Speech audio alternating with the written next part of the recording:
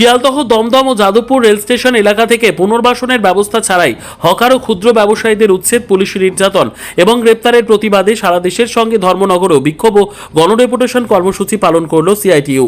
কেন্দ্রীয় কমিটির ডাকে আয়োজিত এই কর্মসূচিতে সিআইটিইউর কর্মী সমর্থকরা ধর্মনগর মহকুমা দপ্তর থেকে একটি বিক্ষোভ মিছিল বের করেন। মিছিলটি শহরের বিভিন্ন পথ পরিক্রমা করে ধর্মনগর রেল স্টেশনে পৌঁছয়।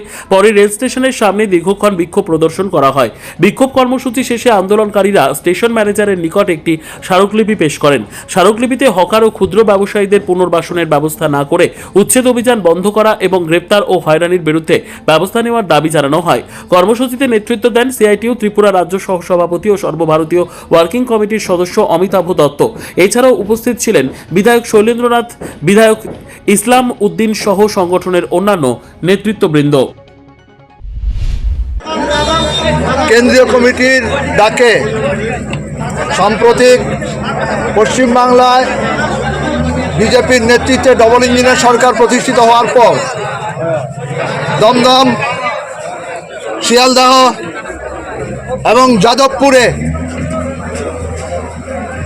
যারা ছোট ব্যবসায়ী, যারা রেল হকার এবং সাধারণ নাগরিক, তাদের পর্যাপ্ত পুনর্বাসনের ব্যবস্থা না করে সম্পূর্ণ অমানবিকভাবে তাদের উচ্ছেদ করা হয়েছে। পরিবারগুলো আজকে নিরন্ন, অনাহারে কাটছে তাদের দিন। যারা প্রতিবাদী ভূমিকা নিয়েছিলেন তাদের উপর নেমে এসেছে নির্মম অত্যাচার। রাজ্য এবং কেন্দ্রীয় পুলিশ, সিপিএম কেন্দ্রীয় কমিটির সদস্য সুজন চক্রবর্তী রক্তাক্ত নৃশংসভাবে আক্রান্ত হন। এসএফআই সর্বভারতীয় সম্পাদক সৃজন ভট্টাচার্য সহ অসংখ্য গণ আন্দোলনের নেতা কর্মীদেরকে আটক করা হয়। তারই প্রতিবাদে আজকে সারা ভারতবর্ষে প্রত্যেকটা রেল স্টেশনে বিক্ষোভ কর্মসূচি হচ্ছে এবং রেল কর্তৃপক্ষের কাছে এখন ঢুকতেছে। আমাদের ভারতবর্ষে